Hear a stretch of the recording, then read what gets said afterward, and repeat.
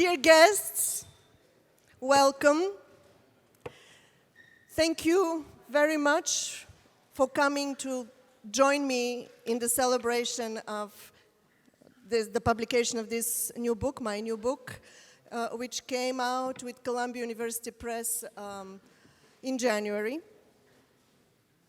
As you see, it is a tiny book discussing contemporary capitalism with its weird contradictions, but also the surprising chance it gives to radical politics to have a radical change without the crutches, without the help of any great crisis of capitalism, revolutions, or utopias.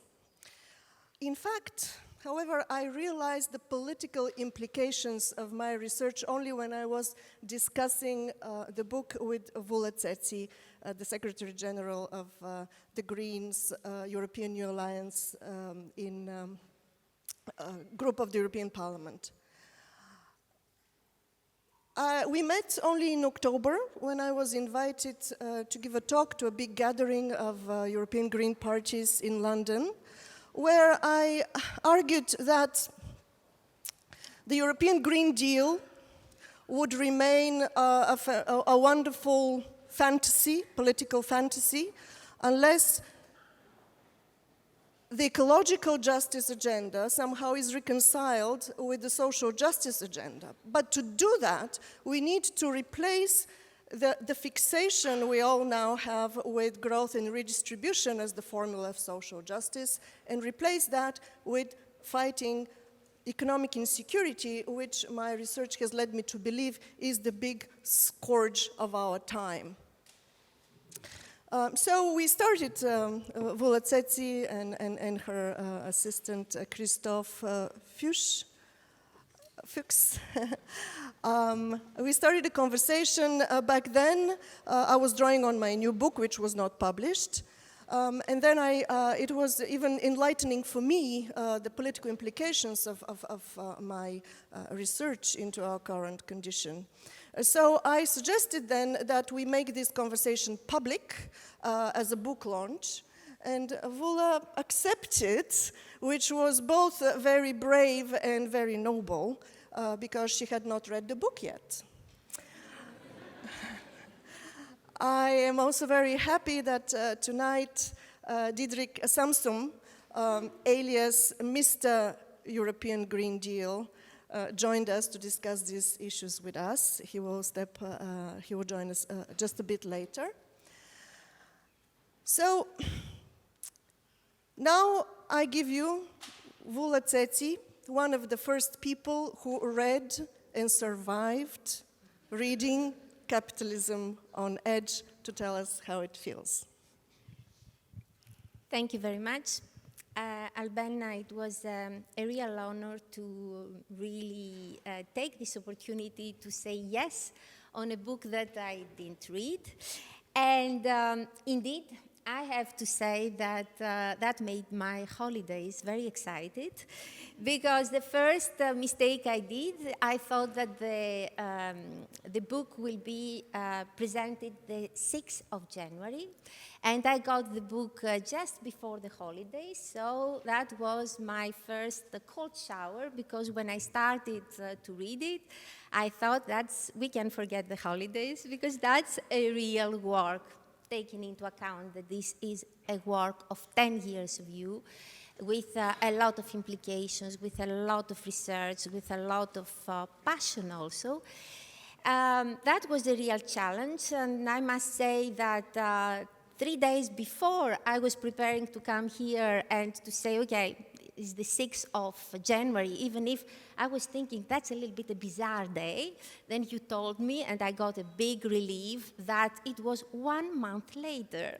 And that, I must say, gave me a little bit more time and a little bit more space to go deeper to your book and to try to help with my reading from the point of view of somebody who is working in the European Parliament in a political context, to try to understand how to make this book more readable to the big public, because of course with your knowledge, with your experience, with your diplomas, with your, let's say, past, that is the real challenge, to make this book understandable and also to translate this book to the society of today, to the Europe of today, and to see which are the challenges in our days. So I must say that it was an incredible experience for me is that more I was entering in your book, more I was realizing that despite the dark parts, despite the fact that they are, as you describe, a lot of crises, the crisis of the crisis, multiple crises, at the end of the tunnel you could see a hope and you could see that it is possible, that this is not impossible despite all the difficulties we face today. And I also must say that we have a more different, also a common point of view, because we are coming both from the Balkans. I know that for a Greek saying that I'm coming from the Balkans sometimes is not, let's say, a real upgrade, but we know the culture, we know how rich and how difficult periods your country, with you as a student, with you fighting the regime, with you being in the opposition with movements and try really to find your way, how much I could find myself, not exactly in the same experience, but in the same culture. And that's somehow I felt very close to you, even if I just met you some months ago. And I started really to admire your work. I must say that it took me some time not only to read the book, and I skipped, and I will recommend the same to everybody, the chapter 2, because if you read the chapter 2 without being an economist and really having a lot of academic knowledge, I'm an urban planner, so not exactly the same background, that becomes a little bit more complicated. But, I follow your advice, which honestly you put in the book. Please, if you feel some difficulties, just go on and you can find your way. And this is what I did. And therefore, I came to a few questions which I would like just to trigger the debate here and also to canalize a little bit how my energy via these questions and to help you to translate it in a much more simple way than your background and your experience show me. So I start with the first question. I have only 5, and I promise I will stop because we also promised to you to give you the possibility to make your statement. I would like first to start with the following question. You come to the conclusion where you say we are in a period where there are forces around which creates this energy for change. You just say that we are at a moment where we have a lot of people from different backgrounds which they come closer because they feel insecurity and they feel threats and they are afraid. In the past, we thought that people who have not an employment, they are marginalized or different categories of people without really a real future, they feel this fear. In your book, you describe that this fear in our days, because of the globalization, because of the economy, because of the digitalization, it comes also to categories, to cross categories with people who have a job. And they would like to maintain this job. And they would like a better future. And they want a guarantee for this future. So these tensions are coming together and they create a dynamic which for you means a new start for something different. Could you please explain to us a little bit more this part of your book and of your analysis?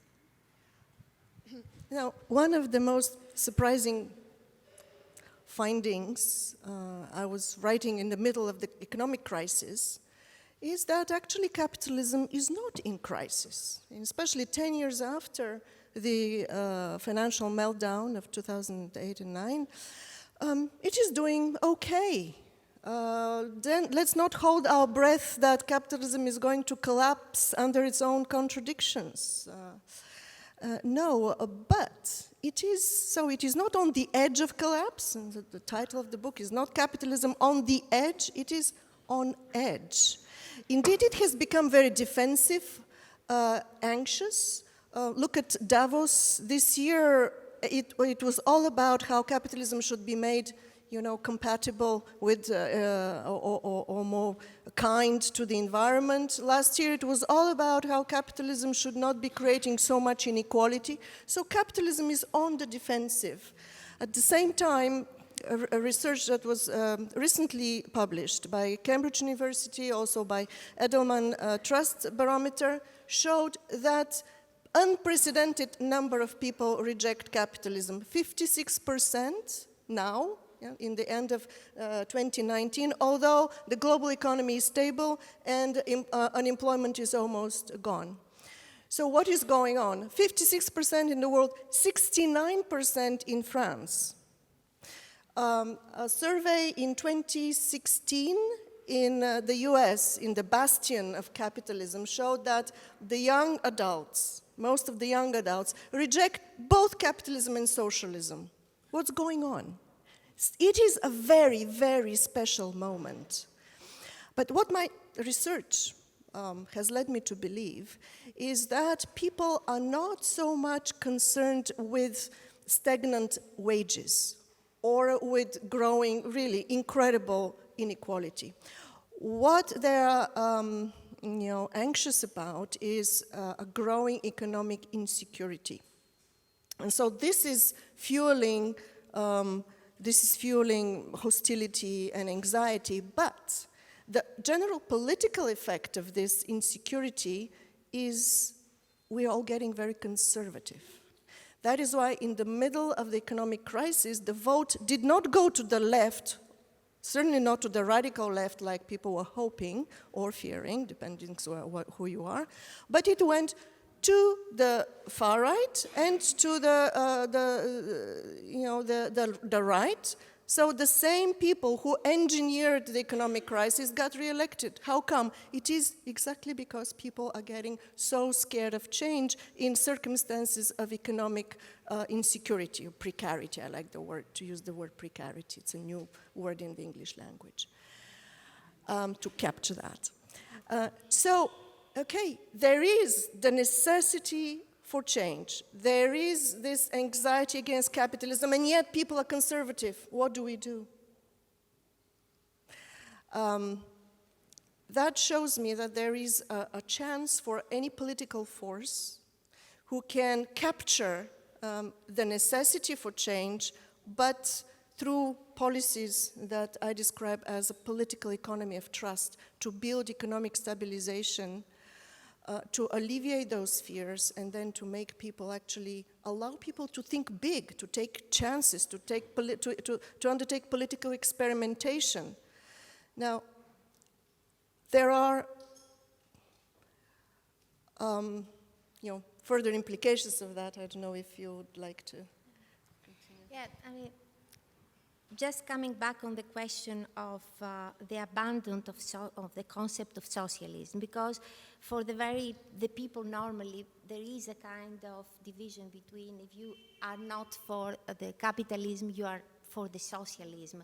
And you really, through your book, somehow abandon this concept. And you are on your way to think and to try to find other ways. Could you maybe develop a little bit more on how you come to such a radical conclusion?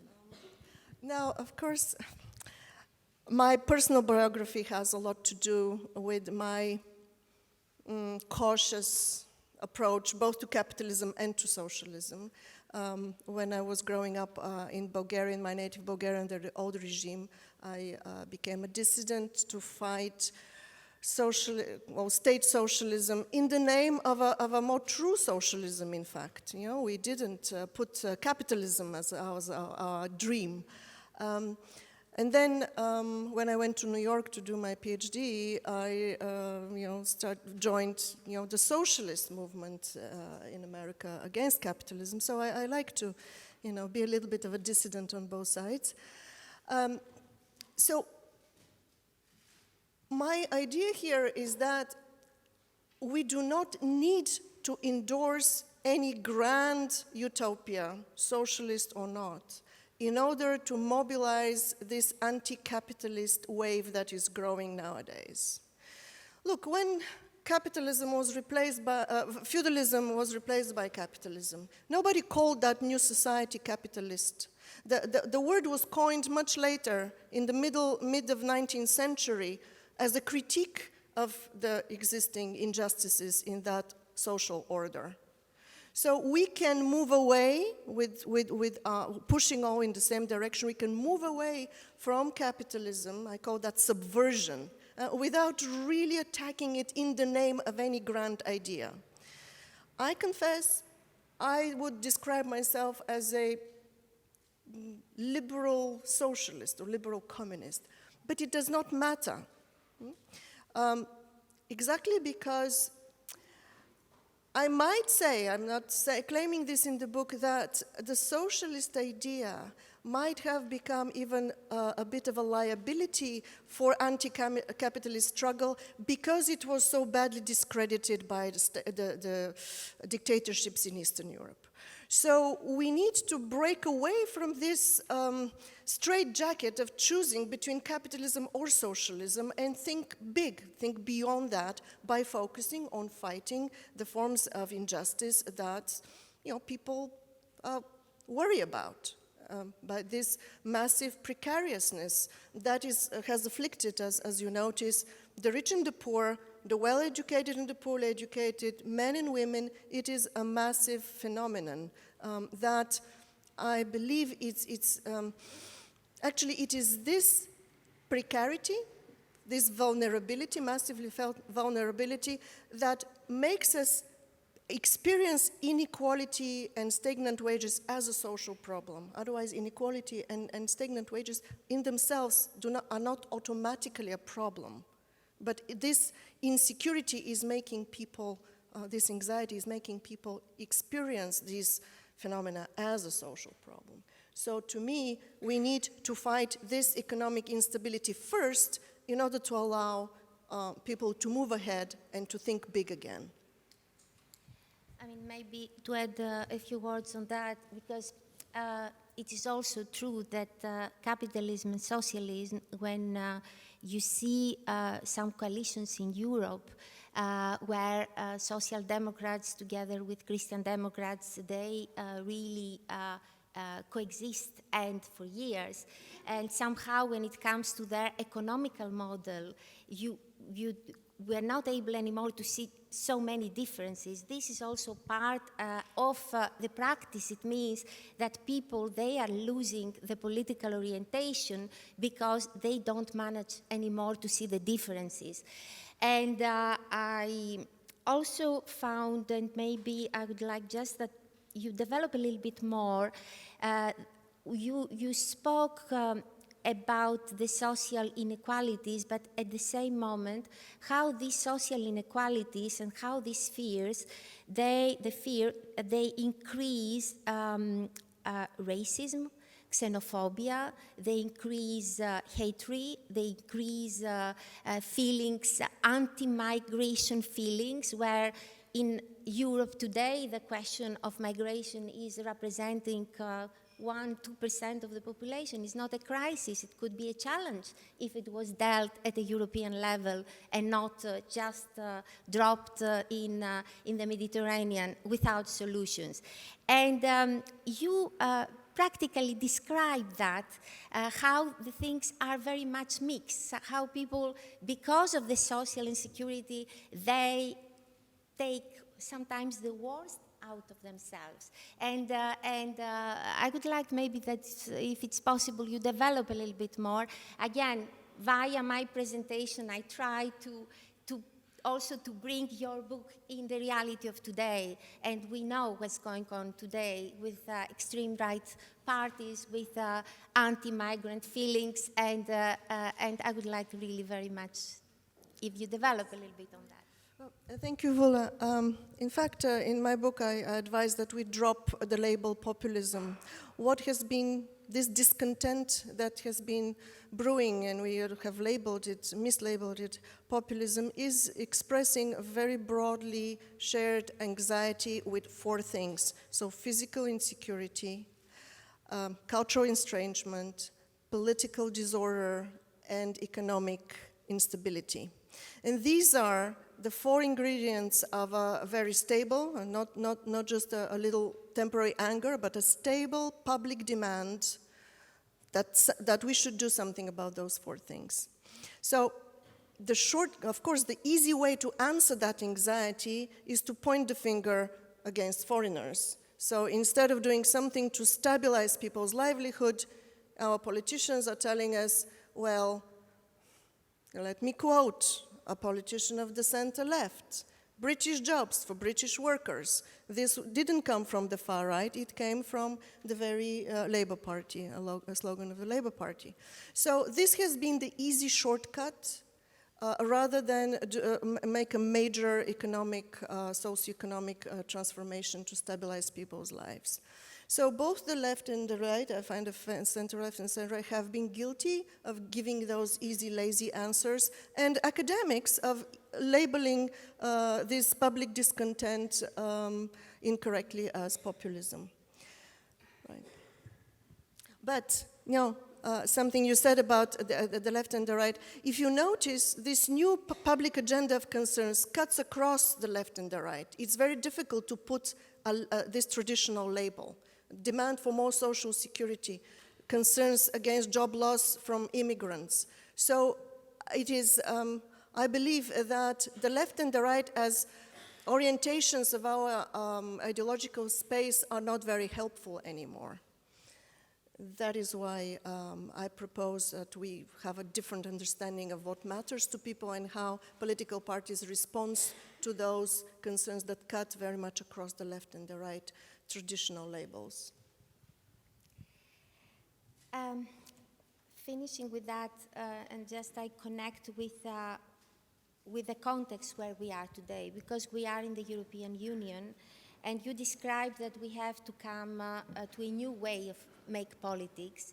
And I must say, when I read your book, maybe you will think I didn't get it before, but when you describe not only what happened during the financial crisis, but also how the European Union's treaties are based on the economic dimension. When we are talking about the four freedoms are the capitals, the persons, and all the rest. They are everything linked to the economical dimension and not to the social dimension.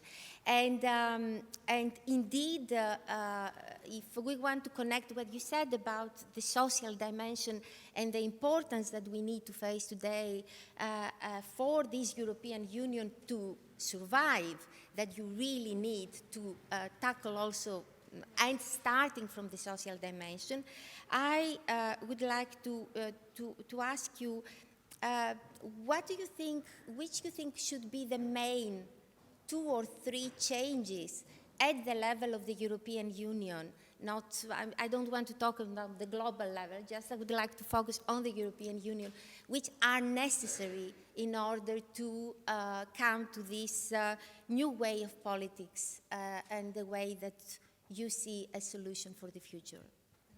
Thanks. The solution should come as an answer to the problems we've identified.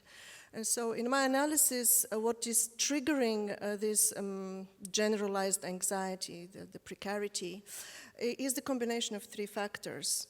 Robotization, opening of our national domestic economies to global economic competition, and especially to economic actors like China, who are repressing wages, polluting the environment, and at the same time innovating very aggressively technologically. And the third is the thinning of the social security protections in Europe. So in combination of these three factors, there is a paradoxical push that we all rely on jobs that are disappearing, yet everybody's existence is so much linked to these jobs. So there is more pressure on people who already work to work more for less money and longer working lives, and there is less chance for those who are outside of the labor market to get in.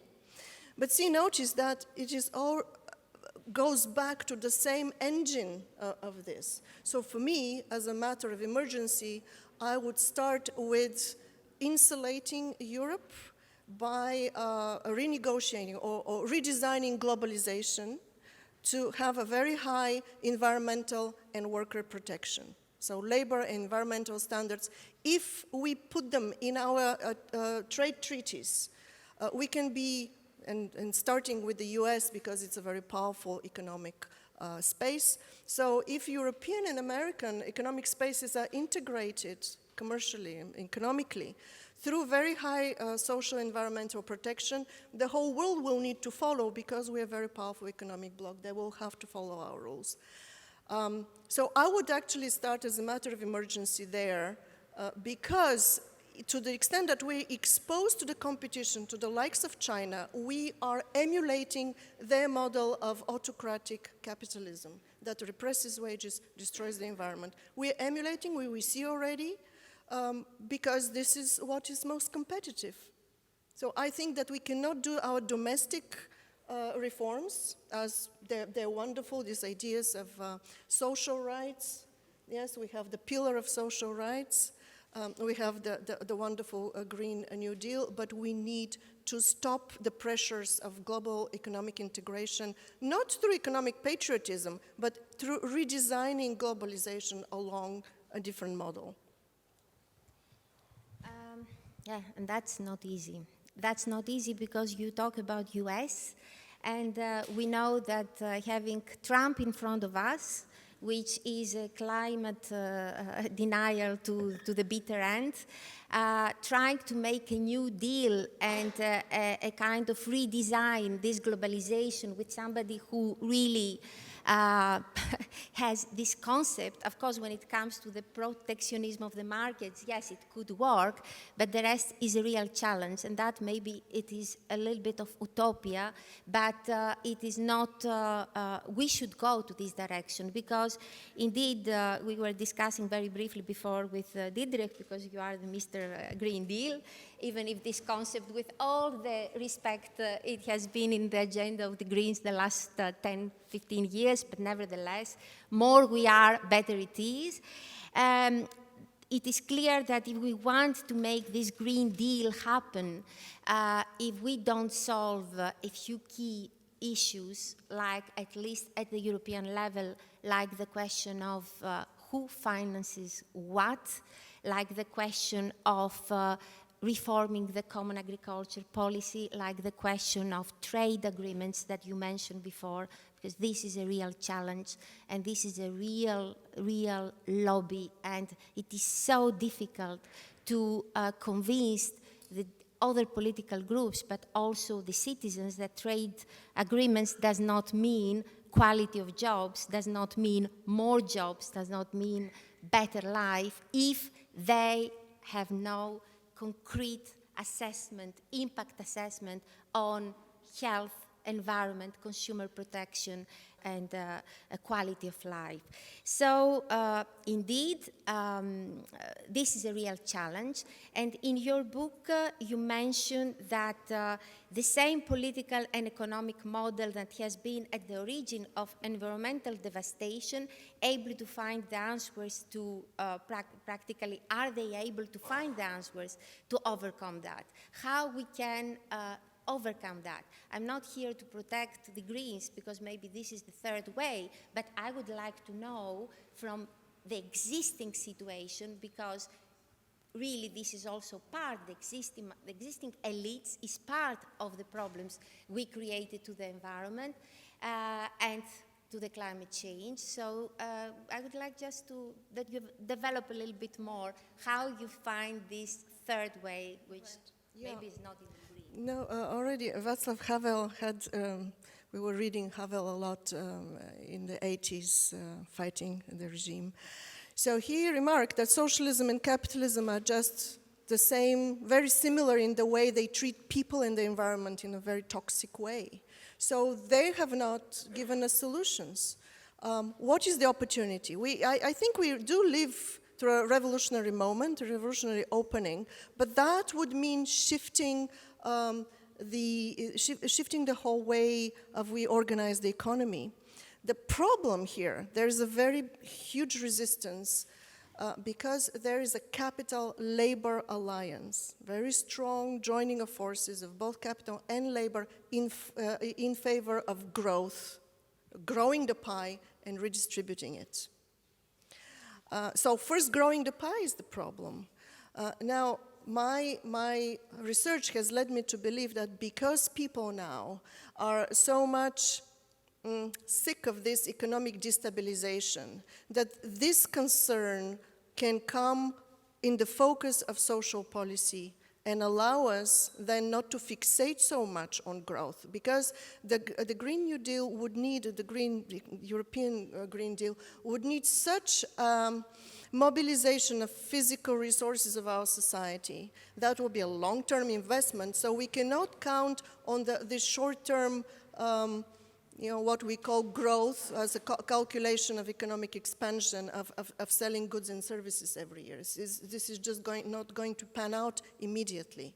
So we are, I think that political forces can drop their obsession with growth and redistribution and focus on stabilization of people's lives. Once people's lives feel stable, then they can start thinking big again. Yes, indeed, you put this dilemma about as you mentioned in the book, butter and bread, towards survival, towards the ecology, which is a real challenge to be able at all levels and for all political forces to show, if they are responsible, that in a long term, if we are destroying the environment and our planet, that this will have a huge impact in our life, but also in our economies.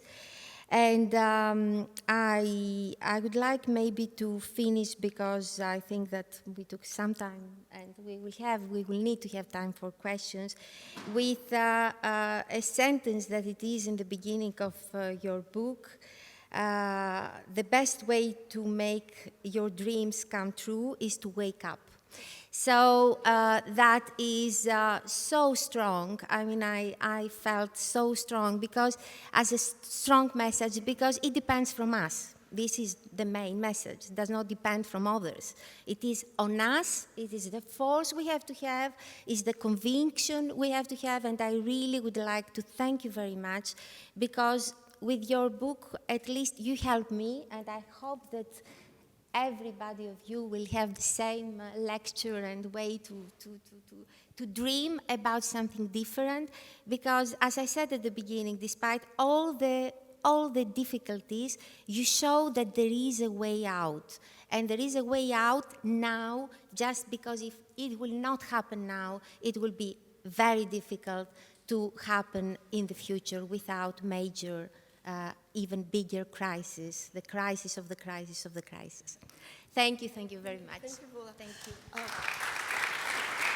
will welcome you.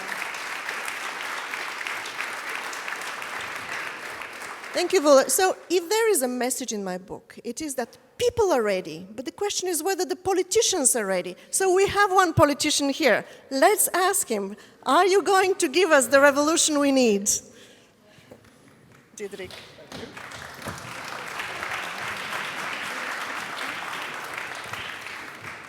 So how about this European Green Deal? Is this as good as it sounds?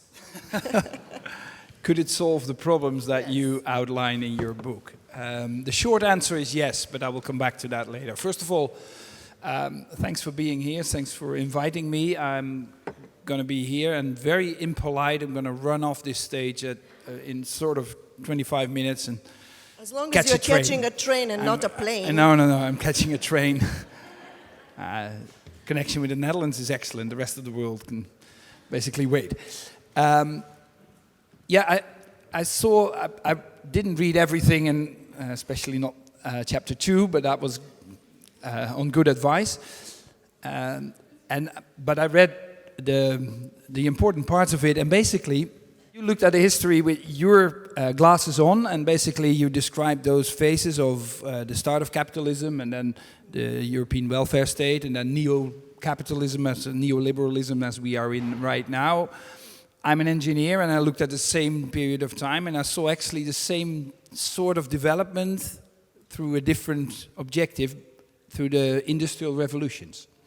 And if you look at those, you can see the phenomenon that you write in your book happen again and again and again. We're now in the 4th industrial revolution. And every industrial revolution tends to have a strong Darwinistic nature. It tends to collect money and power into the hands of fewer people. It started off with the owner of the steam engine. That was the man in the room. He had everything, and the rest had to struggle. That was the first industrial revolution, and the answer to that was socialism, at least in its original forms. And then came the second one, which was the mass production of the car, and the car itself, obviously. And the answer to that, it showed that capitalism can even be harsher than the first time. And the answer to that had to be more intelligent than just plain socialism. And that was the rise of labor unions and social democracy. And that's where you come up with a sort of romantic description of where capitalism could work. That's what you call the welfare state, and we build that up. And then all of a sudden the 3rd industrial revolution came up, microelectronics, informatica. It was the 70s and the 80s, and it threw our movement, labor, social democracy, back into the years of Thatcher and Reagan, and we were struggling to find an answer, and somewhere in the 90s we found that answer, which is called the third way. And we were very proud of that, basically. The left in Europe was very proud of the invention of the third way, and we slapped each other on the shoulder, and we were doing fine. Finding a right answer to the new challenges of capitalism, bending it a little towards a more friendly way of capitalism. So Bill Clinton and Tony Blair, and they were congratulating each other. And then the 4th industrial revolution came in, together with 9/11, by the way, to make it even more complex. And since then, we are struggling to find the right answer. And that's basically what you describe in your book as the phase of crisis and neoliberalism, etc. I'm more optimistic than you are, because yes, we are in a crisis, but at the same time, we're doing pretty well. I mean, the European continent is a society which spends almost half of our wealth we spend through public means, not via the market. Almost half of it. If you look at other parts of the world, 10%, 5% in Africa, 25% in the US, almost half of it is spent through public means. And we have an incredible wealthy society. But yes, we are in a crisis. Struggling with that, while we are struggling with that, and you mentioned labor in the UK, that might be the worst or the best example of that struggle, trying to copy all kinds of populism, to invent new ways to attract people, all of them wrong, proven by the electoral result just recently. While we're struggling, we enter the 5th industrial revolution, the sustainable revolution. And there we have a difference, and that's why I'm optimistic. That's why I think we can have an answer. I think we have here a real difference, because this is the first one that we can drive ourselves. The other 4 were basically happening without us steering any wheel of it. It was technology, it was markets, it was outside forces. This is one we invented ourselves. We're starting to do that, by the way, so we shouldn't be too bragging about it, but we start to invent it ourselves, and we can create it. So now, for the first time, we don't have to fight an external enemy, trying to compensate all the stuff that the Industrial Revolution and capitalism throws upon us. No, we can steer the wheel ourselves, we can design it. And Europe is a continent that can do that because of that 47% of public means, because of the best educated population in the world, because of the system that we have and because of the youth. And that's the most optimistic part of it. If I look at the young people in Europe, there's a real difference with the former generations. For instance, my one, but also my parents' one.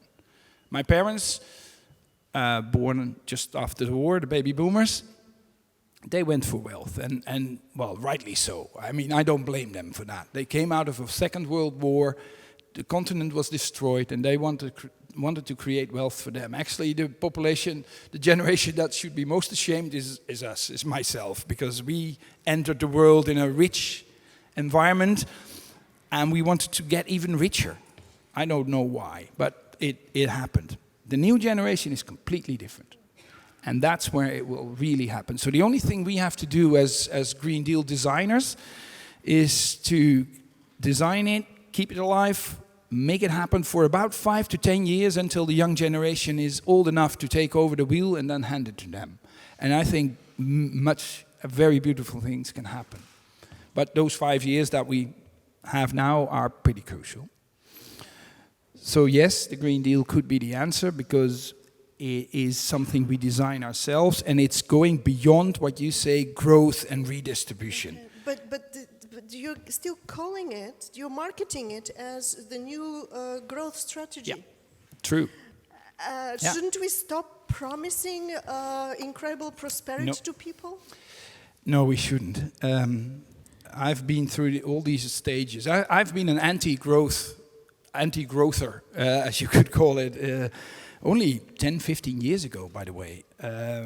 Coming out of Greenpeace and looking at the world, thinking, okay, there's a very simple logic, infinite growth on a finite planet, that will not fit. That will sort of run into the wall, so stop growing. And first of all, then what happened was the little experiment that we did with the world, and Europe especially, we stopped growing for a while, 2009 to 2013. Now, our own little experiment of what happens when we stop growing, nobody liked it.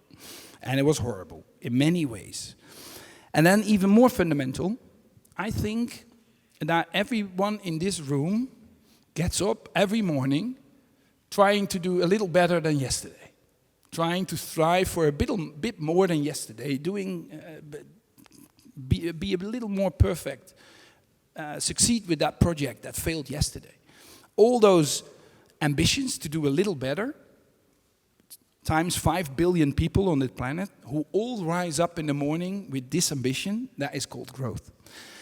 Growth, it will be there. The problem is not the speed of growth, it's the direction that we need to take care of. So growth will always be there. The problem with capitalism, or whatever you call it, is that that system doesn't mind which direction it is. As long as it is there, it's fine. No. What we should do is put the second dimension on growth that needs to be in there. Not only the speed of it, the size of it, but the direction. That is what is important. And what we try to do with the Green Deal is steer the growth into a different direction. I think that can happen. And to go back to that simple mathematics, infinite growth on a finite planet cannot happen. We get new resources every day.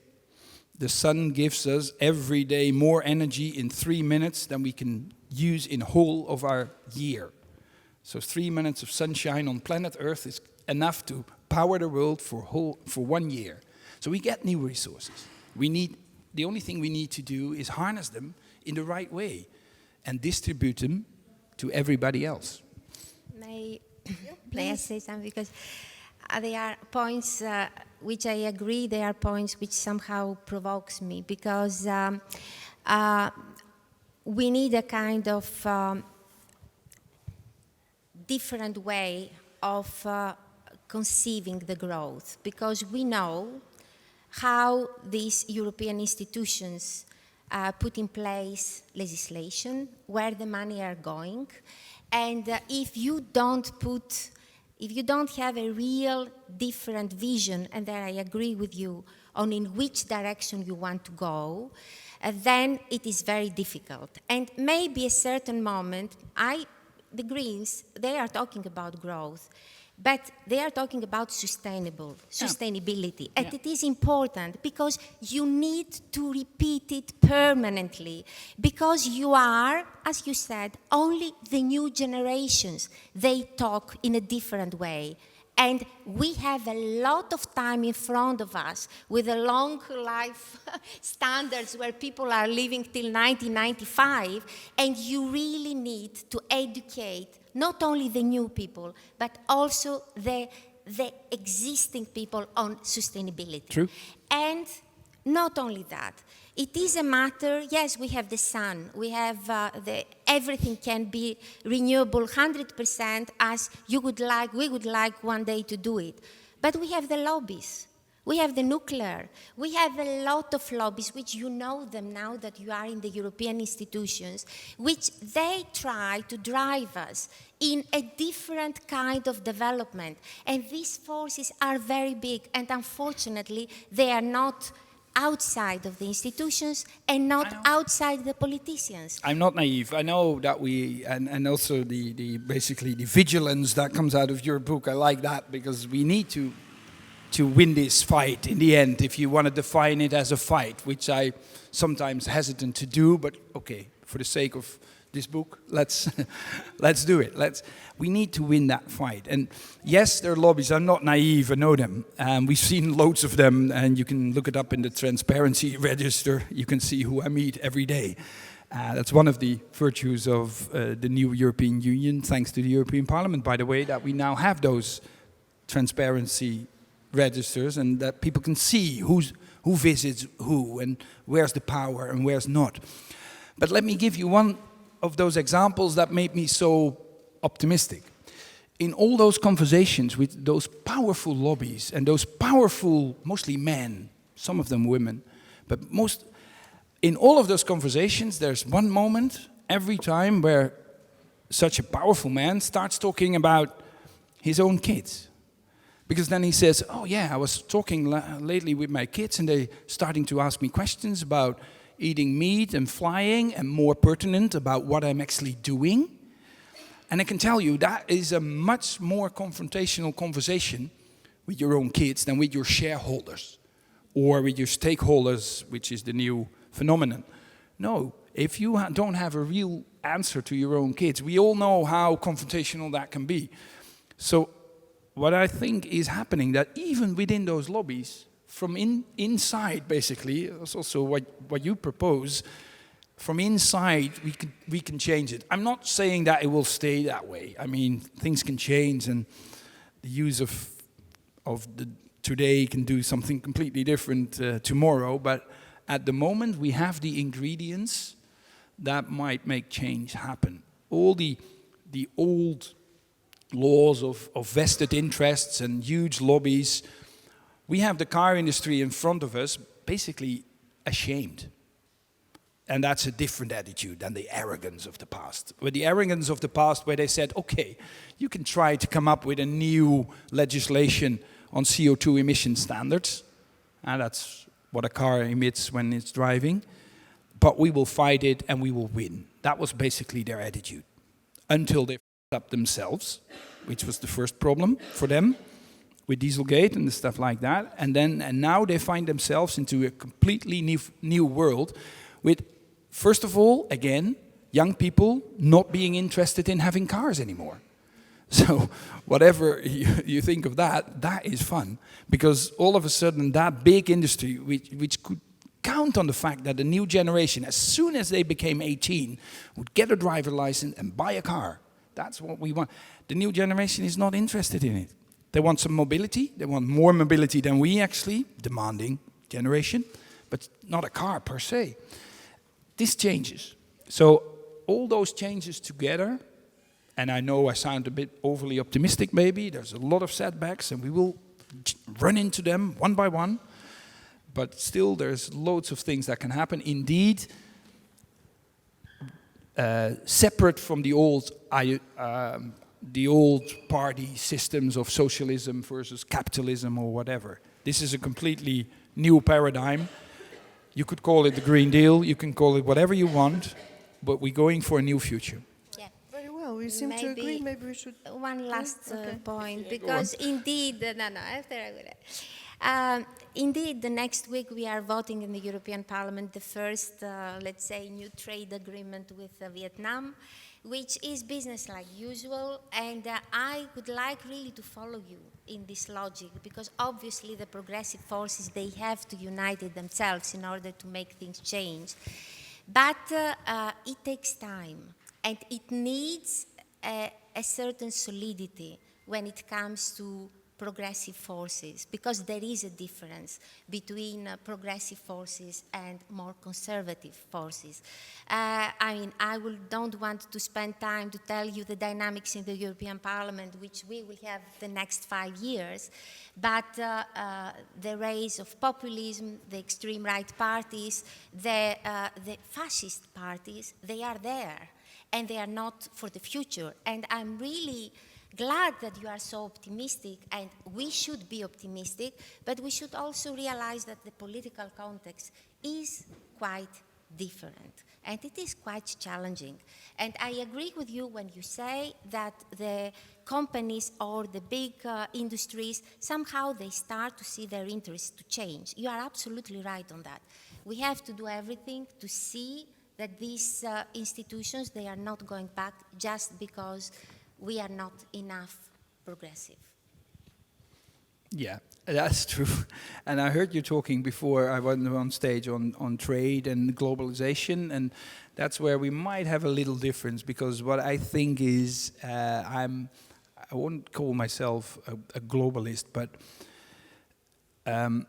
we have to acknowledge that this continent is extremely fortunate. And we need to share some of that fortune with 2.5 billion people south of us, which is in Africa, and about 4 billion people east of us in Asia.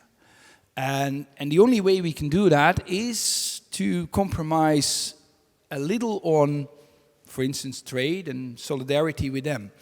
Yes, so we will have trade agreements in front of us, which will hurt parts of our population, and then it's our...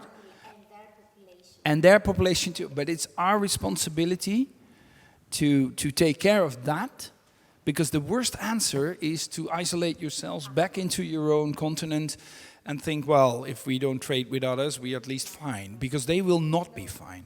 That's not what I'm proposing. No. I see that point, but design globalization, not stop it. No. But that's and it's pretty difficult. We tried with CETA with Canada, which is actually a very rich country, so that should be easy, yeah. Well, it wasn't. It wasn't easy. And now we're doing it with Vietnam, which is sort of halfway between very poor and very rich. And it's even more difficult. I can tell you the most difficult parts will come.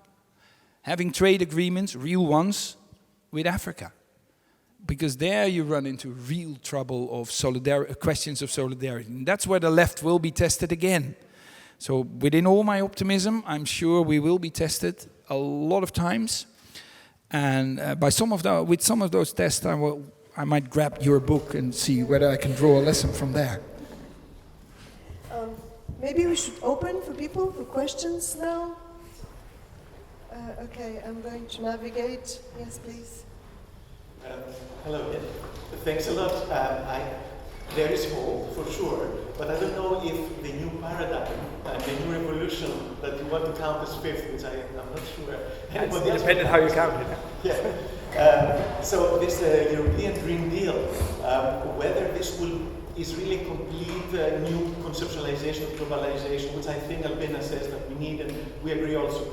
We have this foundation for global governance, sustainability, and we talk about the grand narrative, not like socialism and communism and capitalism, but more like ethics, humanism, well-being. And I thought that this was an opportunity to move in that direction and not measuring growth. And even OECD has the Good Life Index, like indicators for people to feel less precarious, less insecure. And I don't see it's been so much focused on. And the second is about agency. What happens about political leadership? I think it's lacking. What you're saying is, again, you just enable the market to push in a new direction. It's more sustainable for the planet. But my mother, when in Greece, in a village, etc., what she sees is like a new industry trying to impose itself. She's a farmer, and to put, let's say, windmills everywhere without giving a percentage to the local population without asking where to put them. So it's another third way, green third way, and can be as failed if it does not have the human element and some political agency which thinks about the totality of people. Thanks. Yeah, we're not trying to push the market into a new direction. We're redesigning it.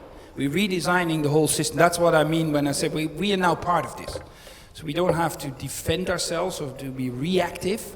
We can be active and we can do indeed what you want. Add other factors to that stupid, blunt, one-dimensional GDP parameter. You're right. I mean, that is... I can't even grasp why we invented that. If I would ask every one of you to take out your wallet and start passing it on to the person next to you and keep doing that until you have your wallet back. Our Bureau of Statistical Accounting, Eurostat, would say, well, you've grown. Because there's a lot of transactions that happened. And so this room is now bigger, according to Eurostat. While everybody knows it's the same. So that GDP figure is something we should take, well, we can look at it and it gives us some information, but hardly any on well-being, on where we are as human beings. So don't get us wrong, we will not count our success on GDP growth, no. The only thing that I wanted to argue is that growth is part of humanity, a part of our ambition, but we should direct it into the right way. And actually, yes, and we should try to make it global. If we do it on our own, it will make a difference, by the way, because we make a difference. So don't give up, but it's not that much. We want to make this into a global system, and we have ideas about that, which are also part of the Green Deal. It's actually a diplomacy exercise too, and much more than that, by the way. My question is here towards actually Albena, not the politicians. I would like to congratulate you. It's really very interesting what you said. And the key word is precarity and insecurity. You and I both grew up under socialism, and we were both against it. And we both didn't think that too much security actually works. And we see this on a global scale, as you mentioned. The United States, it has been on the top of the world at this point, thanks to President Trump, who has not started a new war like all of his predecessors, and which is amazing. I mean, I did not vote for Trump, even though I'm an American, but I appreciate what he did. And what happened is that thanks to this precarity, the US now has 90% of, how could I say, economic security according to the recent Gallup poll. Now, this is my question now here to you, because it's actually you're arguing that capitalism is on edge, and it is about this insecurity, which is a problem. Is it really a problem? If you look at, actually, I feel that it is the driving force to make people work. Because what you see now, for example, in France, people are protesting a very reasonable proposal by the president, given the demographic changes. People live to be 100. So do you really think that precarity is an issue, or that has to be addressed, or it is a driver for progress? Thank you. Okay, thank you. You are challenging the main finding of my research. Thank you very much. That's great. I do not think that precarity is a driver for progress. It might make people work, but they hate their lives. That is why they are disaffected with capitalism. I believe that what drives people's creativity and desire to know is to feel secure and to venture into new territories. It is modernity and technological progress that comes with modernity, and these are processes that started much before capitalism. Think Newton, which are the drivers of technological and material progress, not capitalism. In fact, capitalism steers away a risk which is not sure to bring in profit. That's why we have so much trouble now funding very important medical sectors of the medical science because there are no true profits. So yeah, no, I would not agree that precarity drives progress. Yes.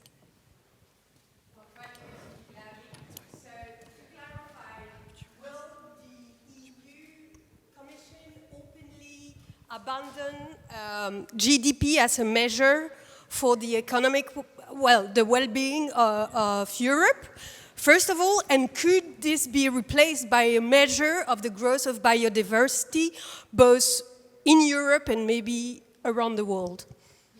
Well, we will certainly try to find a way to measure that biodiversity. We know actually, and that's why we know that we're now in the 6th mass extinction. We're destroying biodiversity at an incredible speed. It's comparing an apple and a pear, but it might be a bigger problem than climate change at the moment. We don't see it. We are the part of it. The first 5 mass extinctions you could blame on a meteor or something else. This one is us. So I fully agree with you that that should at least be part of the whole set of parameters, because your first question implied that we could change one for another. And actually, I try to argue that one figure, one parameter is not describing the whole society and its complexity and its multifaceted ways. So I think GDP will be there. It's too easy to measure, so we can't resist it as a society, so it will be there. But what our challenge is to add other parameters to it, which are much more important. And actually, it's happening. A lot of countries are doing it. Bhutan is always mentioned as one of the examples, but also in Europe, there's countries that develop a broader perspective on, well, the state of our society, or the state of us, actually. And if I don't think you can grasp that in one figure. And I join you in your criticism on the GDP. I already did. What drives you to write this book?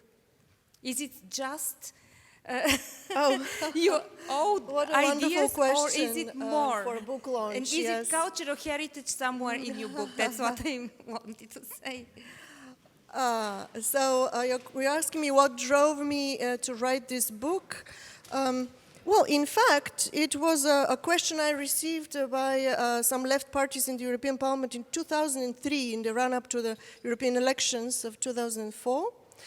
These left parties asked me, could you, I was a young scholar then, could you do a little research to tell us how come Europe is in good shape economically, low unemployment, growth rates are good, and yet left governments are losing elections everywhere and populist parties are mobilizing. That was already before the economic crisis. So it's very short-sighted to say it is the economic crisis that created these problems. These problems preceded the economic crisis, and they have to do with some sort of a political economy that was creating that precarity already in the late 20th century, neoliberal capitalism. So it started with a good question. A lot of good research starts with a good question, and I went from there. Right. Yes? Thank you for being here today. I have one question and maybe one sub-question. I very much agree when you said the traditional political parties being murky between what is conservative, what is liberal, what is socialism. Because as you said, like if you think Labour Party, normally they were associated with left, but due to the economic crisis, their speech tends to be more right. And I believe maybe a lot of intersections are happening between various political parties to win the favor of the votes. So from the voters' perspective, how are we supposed to vote? Because the traditional concept, say conservative is supposed to be anti-homosexuals, very traditional way of thinking women should stay at home or whatnot. And also my observation is that this kind of traditional political spectrums do not unify globally.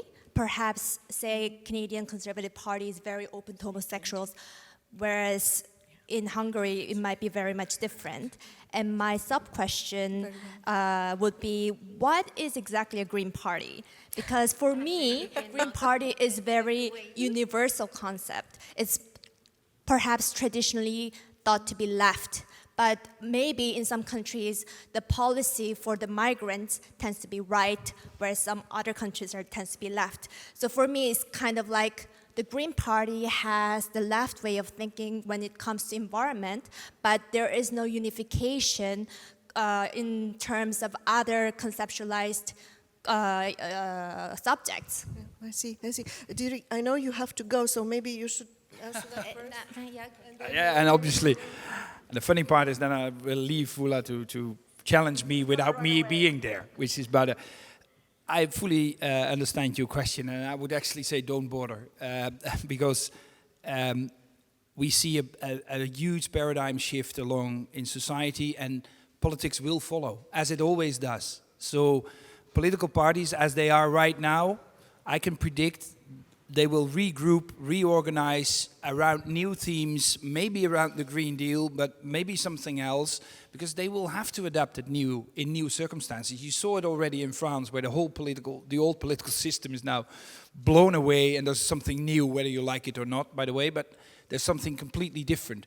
And that will happen. It won't be the same as in France. That's a very specific circumstance and very specific country. So just look at what you feel, your inspiration, your ideals, and vote for the party at that moment that inspires you most. And I think that party will have a completely different form and name in a few years' time. And maybe it's even, while Social Democrats and Greens might find each other in the end to form a new progressive coalition around sustainable futures. And now I have to, well, first of all, congratulate you.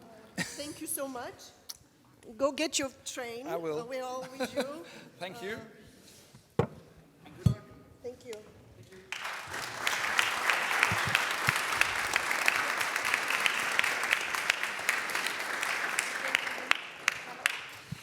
Yes, maybe there I feel obliged to respond to your question as Secretary General of the Greens in the European Parliament. I really think that you are right that the issue how much to the left or how much to the right the Greens are, and I can only tell you that I completely coming back to the book of Albena, where she says that we should really stop thinking about right and left, because this is already something. We are in a new era, and in this new era, what it is important is exactly to find out which kind of development of the society you would like to have. For the Greens, the issue of the economy, of the ecology, of the tax justice, of the social justice, of the climate change fight, of food justice, I can continue like that. It is on the human rights, it is on the center of our agenda. And we can create alliances with all progressive forces, sometimes to the right, sometimes to the left, it depends. I don't want to spend more time to explain to you how complex is the European Parliament, but also how complex are the European, let's say, also the politics in the member states. But I would like only to say one phrase, and it's a pity that Diederik left, but his office is still there, that I think that in our times, and where we face such a crisis at a European level, and also in a global level, we have to make a clear distinction between political competitors and political enemies.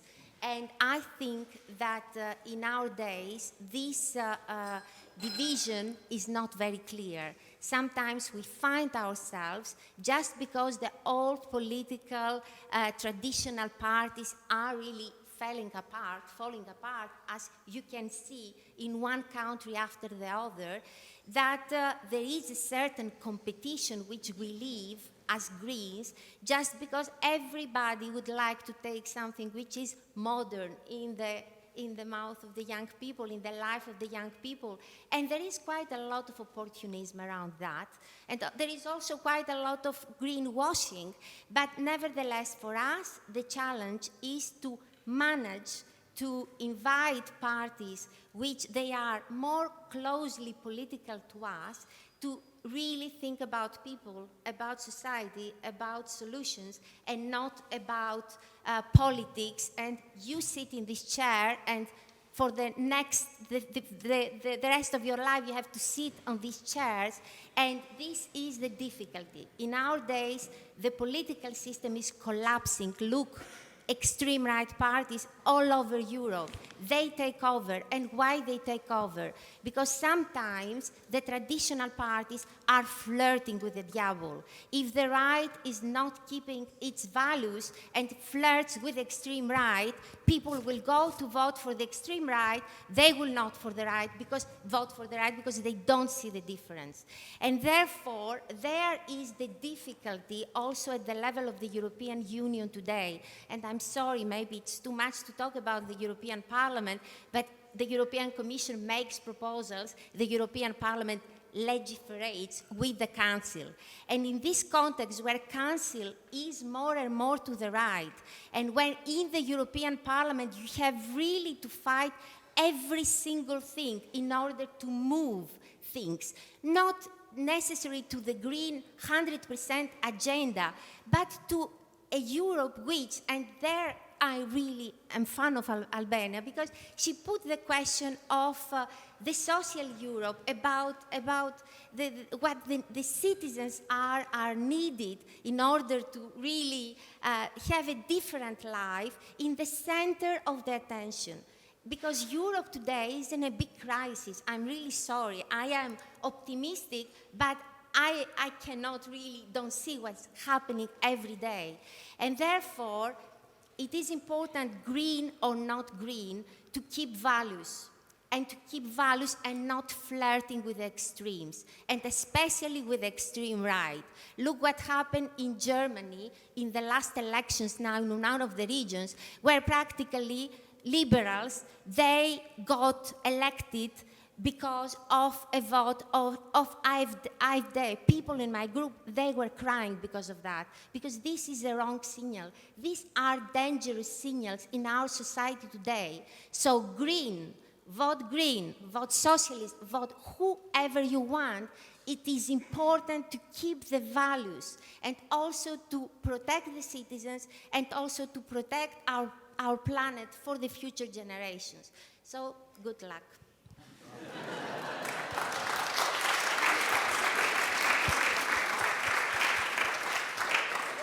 Now, we are not going to answer all the questions. Of course, they're all answered in the book, so just find a way to get the book. I want to, we'll continue talking over drinks. We've been talking for an hour. Let us finish with this wonderful observation by Václav Havel that I have on first page in the book. Hope is definitely not the same thing as optimism. It is not the conviction that something will turn out well, but the certainty that something makes sense, regardless of how it turns out.